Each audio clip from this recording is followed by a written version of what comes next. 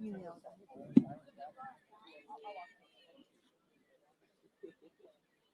this is sort of because of course because before it was, I mean, before we only, we don't, I really can't say the sort of thing. I used to try to before it was like, they not found their parents and said, talked about others.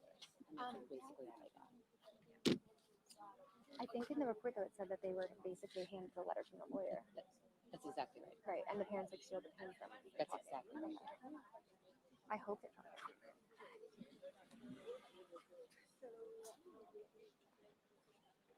There was a TikTok today. I wonder if it has anything to do with like new information. But it was like very interesting that claimed he was hitchhiking on the 29th and some girl had like a bunch of info about him and his whereabouts on that day. And he was alone, allegedly, like without her. So if any of her stuff was true and they like were able to like confirm that, it would make sense why they're here. For if it was for criminal reason. But it might just be some kind of rude, or it could be that they called the police on these crowds and they're trying to mitigate some sort of, because he's not under any criminal investigation, technically. So this is highly upsetting to a person who's just innocent.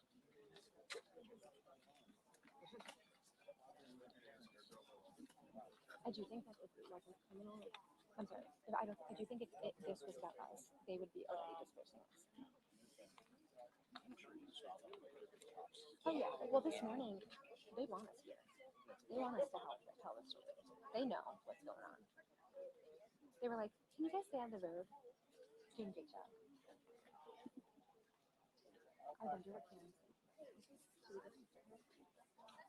So maybe I'm over there. So sweet.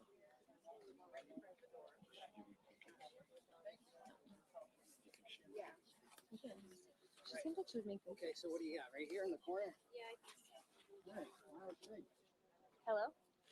Hello. Just being friendly. Yeah, I am that girl.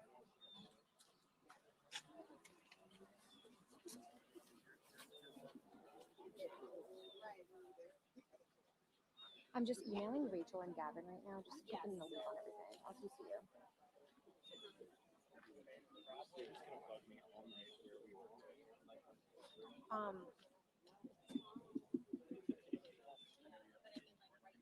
No, I feel like it was it not. It was a diner. It was a diner. It was Orlando.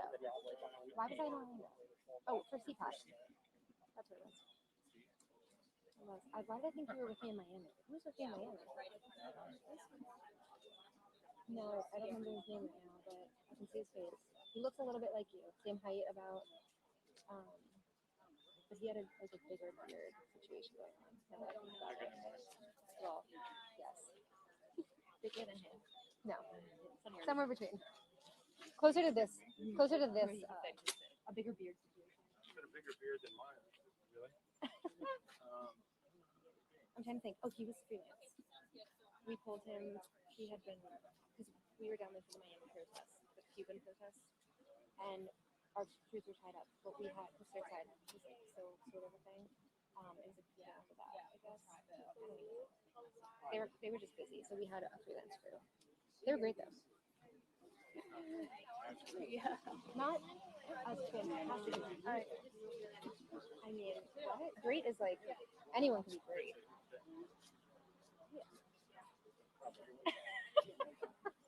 You're like that. You just don't compare it to 2 different categories.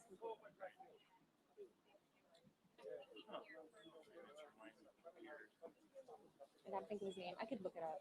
He was great though. No, it wasn't Green Bomb. That was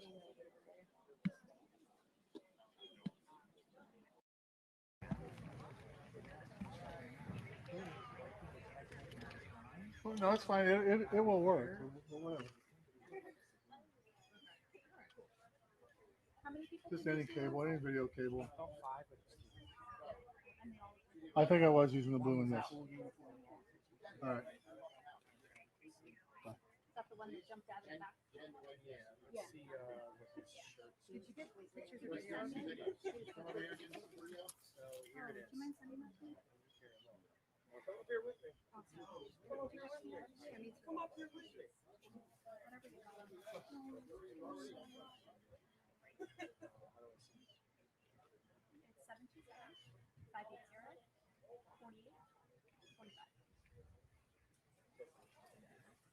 Get up here and let's fight this up.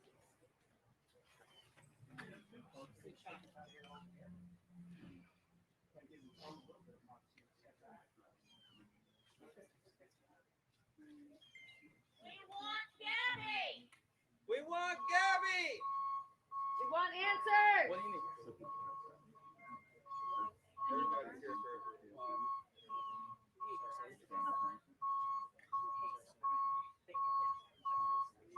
954 Another day in prison. 937 That's right. 1182. No, the scratch right in front of me. Just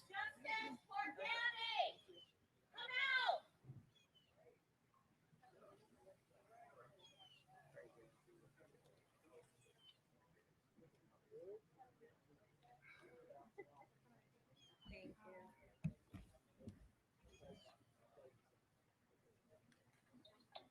Hey, Rick. Yeah. Yeah.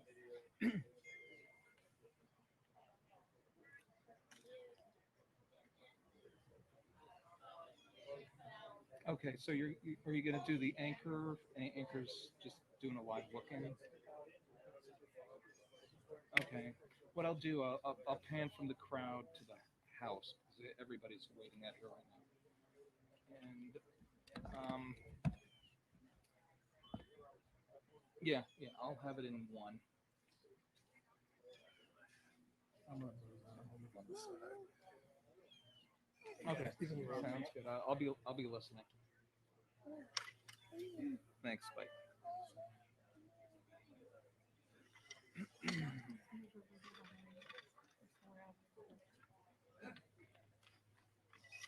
You sent that, right? I think we all have that. Can I take a picture of your phone just in case, like, something goes wrong?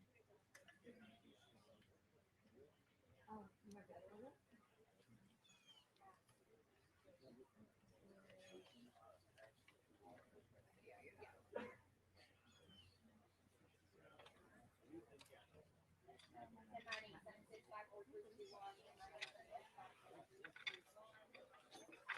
What time did you say this happened at?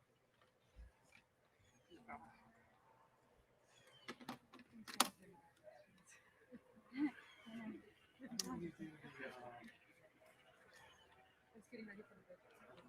Mine was 620.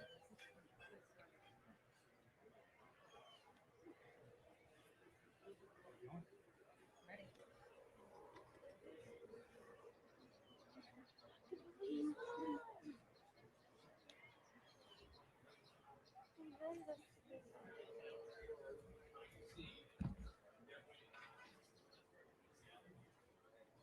I was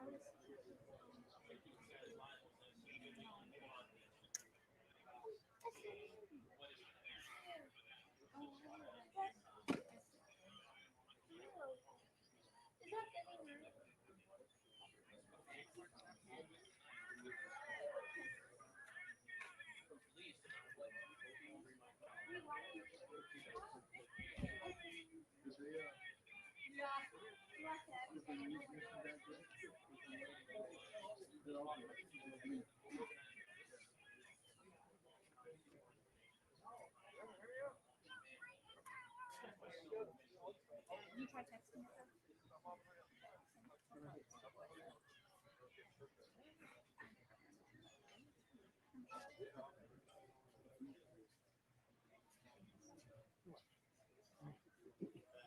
And in case I ever get that message, can you what's your number?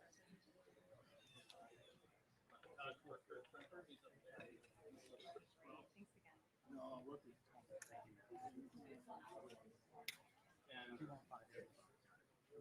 I know you're healthy and you know what you're doing.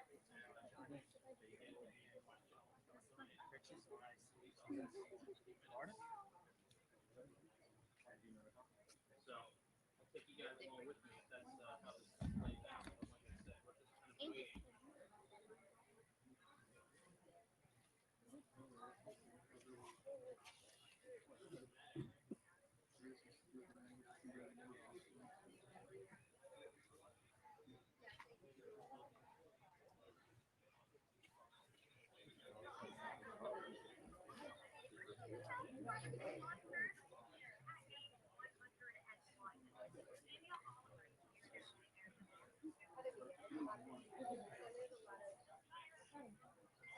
I mean, obviously, it was a warrant, right?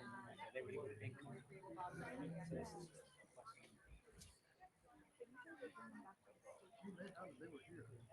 I personally, the way I'm hearing it, rumor mill, he's in New York. Would. Yeah, someone told me today, a lawyer was like, oh, well, his lawyer can't represent him here in Florida. And I was like, that's a good point.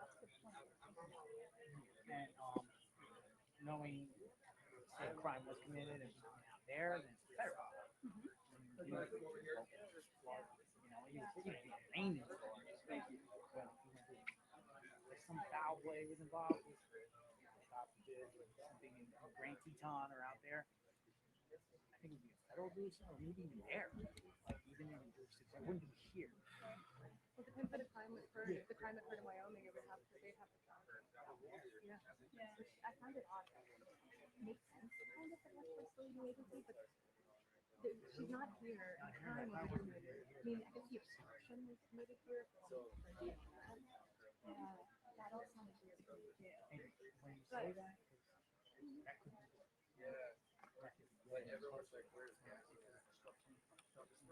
Right.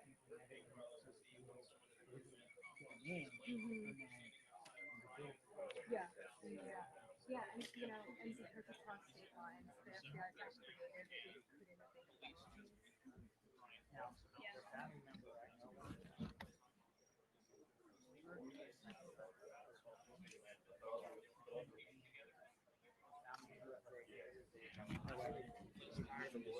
Was it clean though? I Like, don't know the details.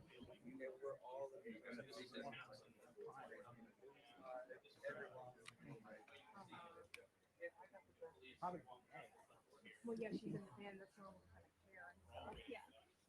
But if it was like really spotless, then that's yeah, clean. mm-hmm. How big a deal this story is. My editor called me and like he was like at the house, like at the Pinter side, right? Said here, written down. God, I was at the Mitchell and everyone was like, Yeah, trying to open them. yeah. Just trying to open them up. Someone used to park. Like, I lived in Northport, Twitter. I was like,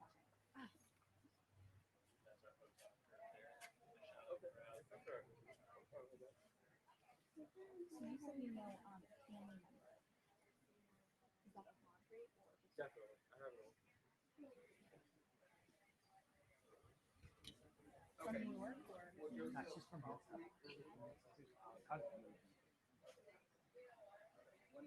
Walk you guys around here. I mean, she said that she was with the family. Okay. She's been out here.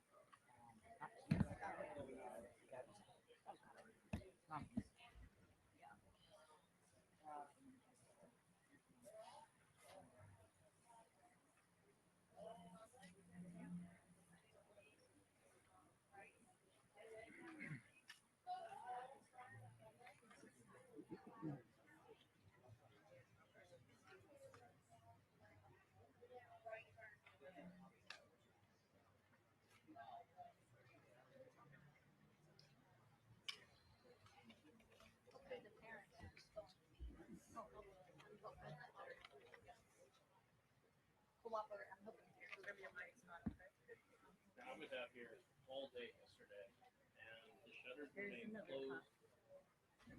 No lights came on in the house. You didn't know any better. You think no one even was here. And yet, police officers just went inside. So we're all kind of anxiously waiting for more information.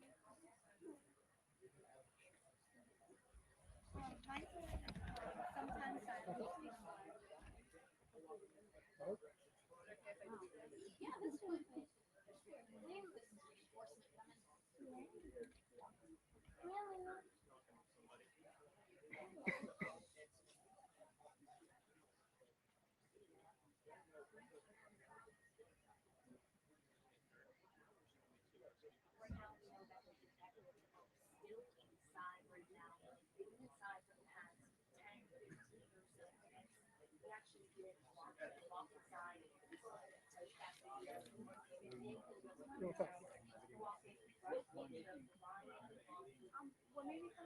Oh, let me talk to Shannon real quick. Alrighty. I want you to Jared. Okay. You want to go grab that? Or stay here and shoot? They want to take it like live on Digital.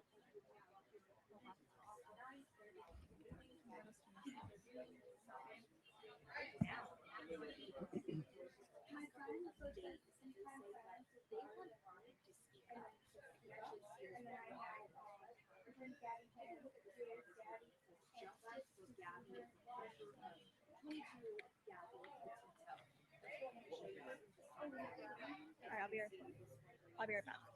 Oh, anyway.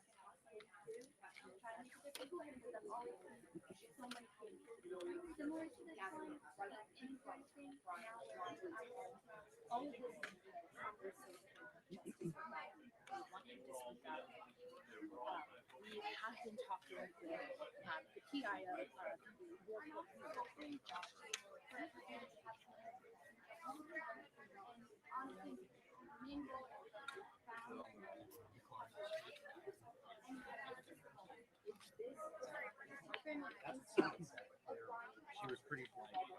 We're here. We need to get instructions.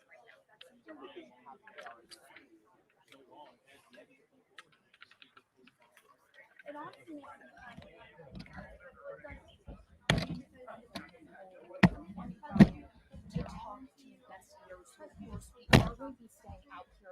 We're going to be bringing you every single piece of information here on air. I'm pretty live right now.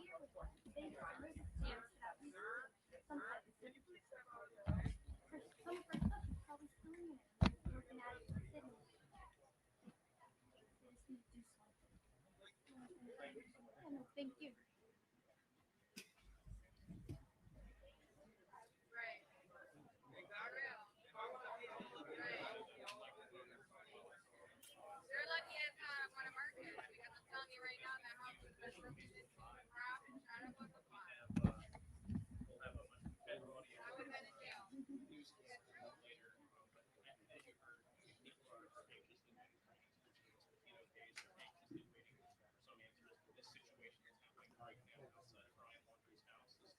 Breaking news right now, so we're trying to keep you updated. Right now, it's kind of, as you can see, a tense situation. A lot of people here. Where's Gabby? This is a little bit bigger than here we go. Trying to hopefully keep you updated on the situation that could be resolving itself any minute. We're waiting right outside the house. So that's why we inside. Come on, Brian, come on out. You know, and a lot of people this story has gone national. It's getting attention all over the place. People are curious and concerned for Gabby's safety. I'm going to flip you around here so you can get a better look at the rest of the situation. Like I said,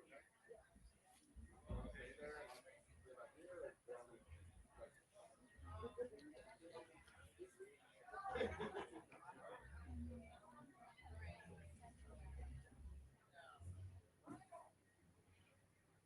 is she, Brian?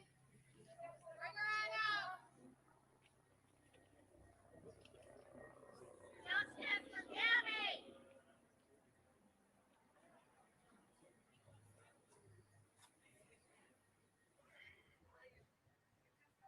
Where did the chance go? What happened to our chance?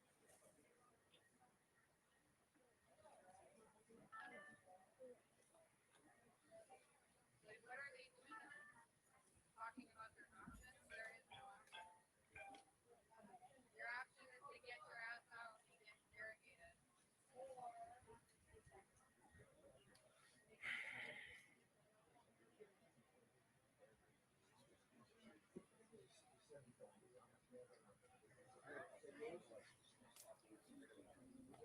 I mean, at the minimum, their lawyer should have come out and made a statement and said, at this time, he was unaware or something happened or anything. Say something. Like, we're family and friends. This third party, like, she is a freaking person.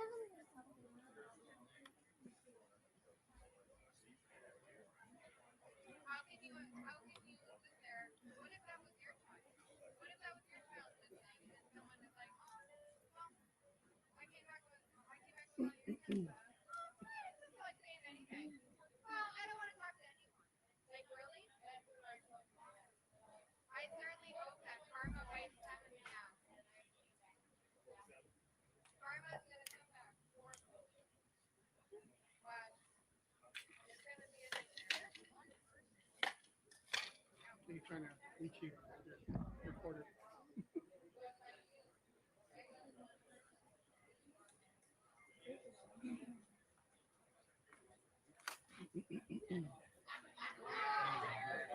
Yeah. Well, like you're trying to flag. Yeah.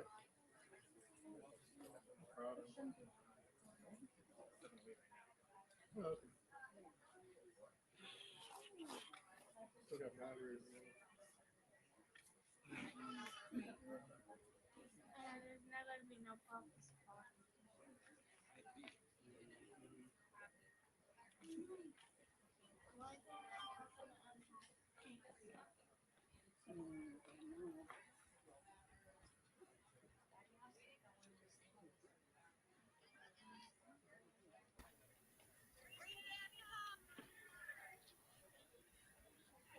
So originally there was supposed to be a press conference today. That's why I was even looking this up.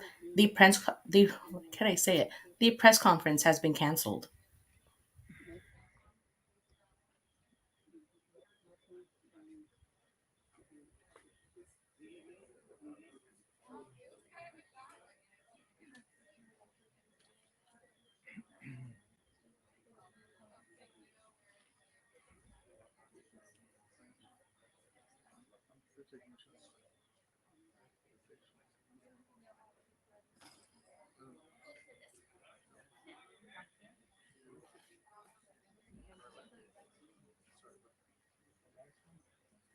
Yeah.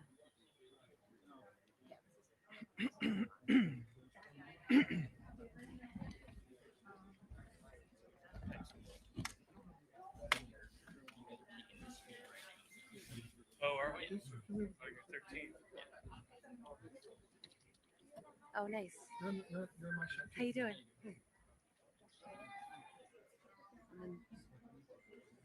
Oh, he wants me to back up. Kayleigh, according to Fox, who is live broadcasting this, police are present in the home.